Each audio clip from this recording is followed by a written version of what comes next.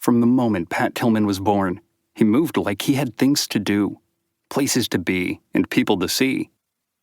There was a world out there waiting, and he wasn't going to miss a thing.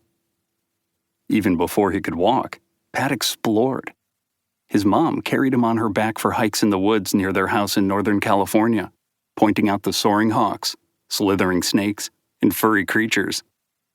As they walked, Pat marveled at the freedom of the birds and envied the squirrels that jumped from tree to tree. Soon, Pat's baby brother Kevin was joining them on their hikes.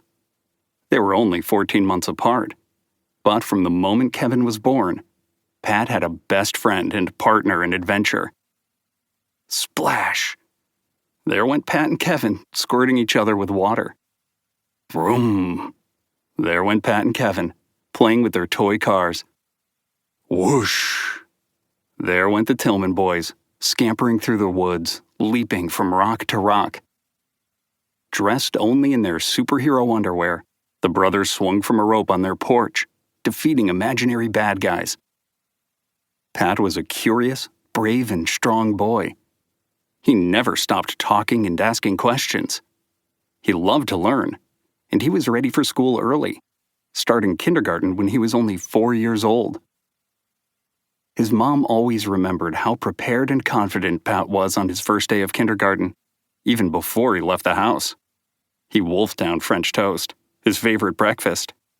He put on his new clothes and strapped on his backpack.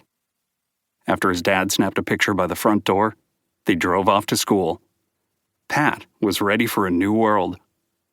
The question was whether the world was ready for Pat Tillman.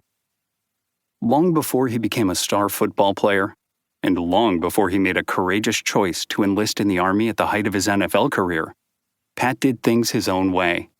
Some people had a hard time figuring him out, but there were two things anyone who ever knew Pat Tillman could agree on. He was a great athlete, and he was a special person well beyond the game.